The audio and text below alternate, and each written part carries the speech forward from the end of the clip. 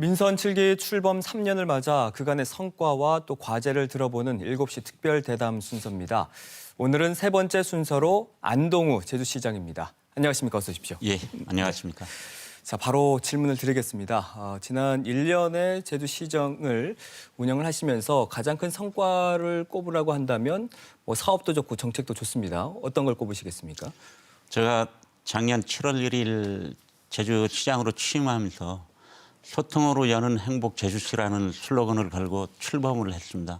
시민과 소통을 어떻게 할 것인가, 또 제주시의 현안 갈등 문제를 어떻게 해결할 것인가, 그런 문제를 갖고 1년간 그 시장을 펼치면서 나름대로 이제 몇 가지 성과물도 있기도 합니다. 우리 중앙로의 그 횡단보도 설치가 37년 만에 지역 상가와 그 상생 협력을 통해서 작년 12월 달 협약을 체결하고 올 9월에 준공이 됩니다.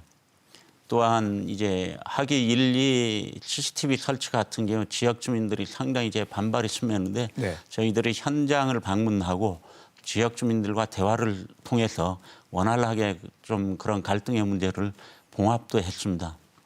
또한 저희들이 추진한 정책 중에서 미래 세대 아이들에게 어떻게 우리 아동 친화 도시를 제가 이제 주문을 했기 때문에 우리 소통협력센터 리모델링 하는데 2층의 한 공간은 전부 아이들의 공간으로 저희들이 이제 지금 준비를 하고 있고요. 또 애월 수산봉에는 아이들을 위한 그 자연 체험 학습장을 또 만들고 있습니다. 또 한 가지를 더 말씀드리면은 우리 51만 제주 시민도 있지만은 또 1년에 1,500만 명 이상 관광객이 제주를 찾기 때문에 누구나 제주시를 다 다닐 수 있는 곳을 만들자. 그래서 올해 들어와서 저희들이 제주도 지체장애인협회와 또 사단법인 올레와 제주시가 공동으로 해서 지금 올레길 18코스를 누구나 접근성이 다 가능할 수 있도록 저희들이 이것도 한 8월 달에 준공을 할 예정으로 지금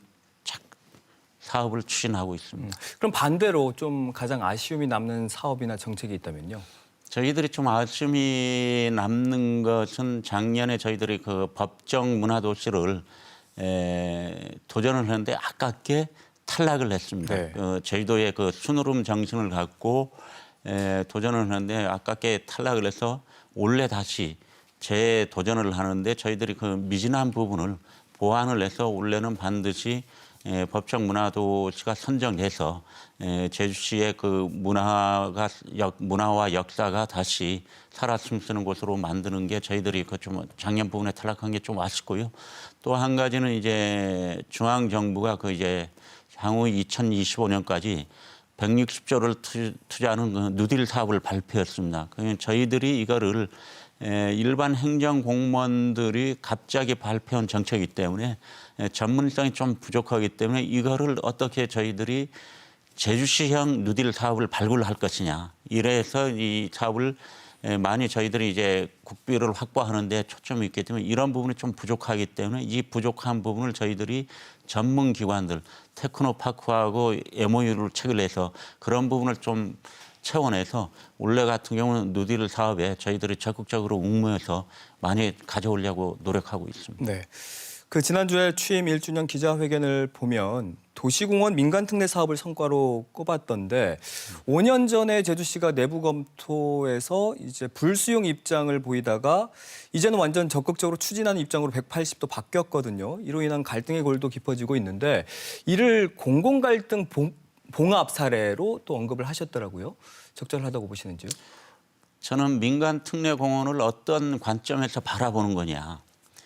저희들이 제주시만도 지금 34개 공원을 다 일괄 매입을 하고 있습니다.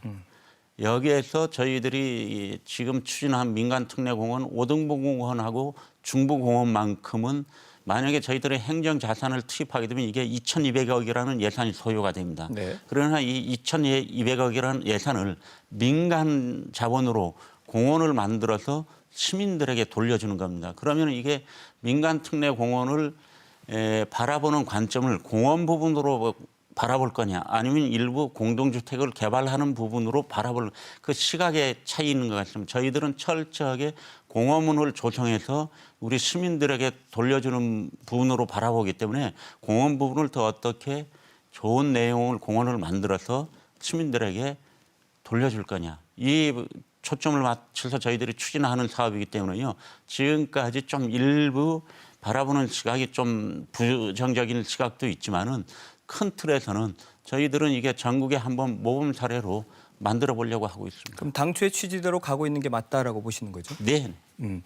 제주시 현안 중에 하나가 또 쓰레기 처리 시설인데 1주년 기자회견에서도 또 최우선 과제로 오는 10월에 계약이 만료되는 이 봉계동 쓰레기 매립장 문제 해결을 언급을 하셨어요. 근데 색달동 준공시설 완공이 또 2024년 초로 저는 알고 있는데 공백 기간이 꽤 될는데 이걸 어떻게 해결하실 계획인가요? 당초는 그 색달동 그 환경자원센터가 2020년 내년 1월 달부터 이제 정상적으로 운영할 계획이었지만 어차피 행정 절차 기간이 좀 지연되다 보니까 한 3년이라는 시간이 이제 연장되기 때문에 네.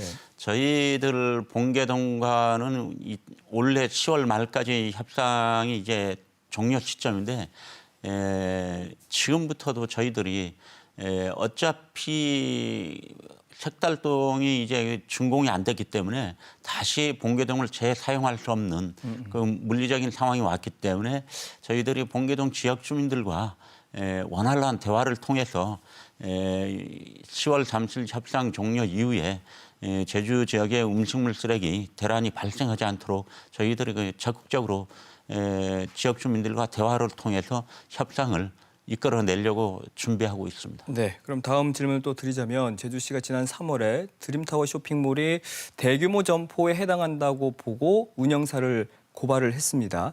근데 이게 좀 여론에 등 떠밀려서 뒤늦게 한 것 아니냐. 그러니까 언론 보도라든지 그 상인단체들의 반발이 좀 있기 전에 지역 상권에 미치는 영향을 좀 세심하게 살펴야 되지 않았었나 하는 생각도 들거든요. 네, 뭐 충분히 그 지적에는 공감하지만은 원칙적으로 가면은 대규모 점포를 개설하는 사업자는 사전에 행정에 등록을 신청을 해야 됩니다. 등록 신청 없이 미리 개설을 했기 때문에 저희는 행정조치상으로 이제 고발 조치를 하고 그 이후에는 정상적으로 지금 절차를 진행하면서 특히 지역에 있는 그 상권과 연계되기 때문에 우리 그 유통발전협의회와 계속 회의를 하면서 각 단위들이 요구하는 사항들이 있습니다. 지금 제가 알기로는 이제 한 상당 부분은 타결이 됐고 일부 미진한 부분만 해결을 하면은 드림타워의 대규모 점포도 정상적인 절차를 밟아서 영업 행위를 하게 될 것입니다. 네.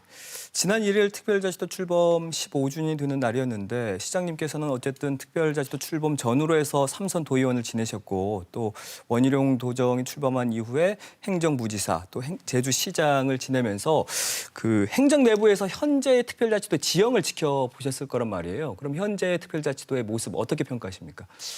특별자치 돌아가는 고도의 자치권과 그 재정 분권을 큰 모델로 해서 이제 한 15년 동안을 이제 운영을 해왔지만은 그러면서 제도 개선 과제 7단계까지 한 4,600건이 권한이 이양됐습니다. 저는 이 시점에서 과연 당초 특별자치도가 출범할 때의 어떤 그 목적에 맞게 지금 15년이 지났기 때문에 왔냐. 그리고 권한 이양된 부분 이 4,600개의 권한 이양에 대해서 우리가 한번 면밀히 검토할 필요가 있다. 그래서 우리가 실질적으로 필요한 권한을 이양을 받았으면은 지금에 와서 15년이 지났을 때 오히려 특별자치도를 더 어떻게 완성을 해야 될 것인가 이런 논의가 나와야 되지만 지금 시점에서 특별자치도에 대한 그 의미에 대해서 거의 뭐 특별한 의미가 없다. 이런 여론조사가 나오는데 그러면 15년 동안 우리가 이를 뭐를 했냐. 권한을 이렇게 많이 갖고 왔는데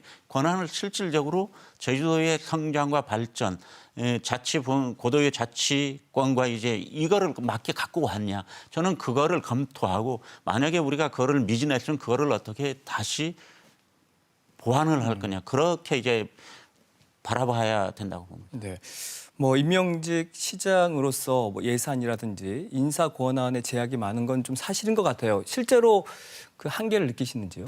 지금 밖에서 바라봤을 때는 임명직 시장이 이제 어차피 예산, 인사, 조직권이 다 조사가 있기 때문에 상당히 힘들 것이지만 현재 법상으로는 그렇게 되어 있지만은 제주시의 인사권 또 일정 부분 예산을 실링으로 배정하기 때문에 저는 인사와 특히 인사권에 대해서는 확실하게 제주시 인사는 제주시장이 지금 임명직 시장이라도 다 하고 있기 때문에 큰 그런 제가 시장으로서 임기 동안 그런 불편한 점은 없고 예산 같은 경우는 어차피 제주도를 놓고 봤을 때 삼북 삼남 지역에 또 균형 발전을 위해했기 때문에 제주시에 비해서 서귀포에서도 예산을 조금 더 배정을 하는 거는 또 지역 발전 차원에서는 그건 어쩔 수 없다고 봅니다. 네.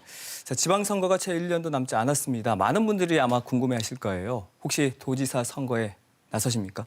저는 현재 제주시장직으로 이제 그 임명을 받아서 이제 공직자로 일을 하고 있기 때문에 제가 뭐 현직에 제주 시민들을 위해서 열심히 일하는 게 저의 책무라고 생각합니다. 근데 어디에 당적을 두는 것도 아직은 고려하지 않으시고 계시고요. 전혀 그런 생각 고려해보질 않습니다. 지금 저 신분이 네네. 우리 공무원들은 행정시장으로 임명되는 순간 기존의 정당 활동을 하더라도 탈당을 해서 공무원으로 와야 되기 때문에요. 지금 현재는 저는 뭐 도의원을 그만둔 다음에는 정당 활동을 해본 적이 없습니다. 네, 알겠습니다. 말씀해 주신 대로 제주시에 산적해 있는 현안들 하나씩 잘 풀어가 주시고요. 앞으로도 제주시정 잘 이끌어가 주시기 바라겠습니다. 예. 오늘 말씀 고맙습니다. 감사합니다. 네.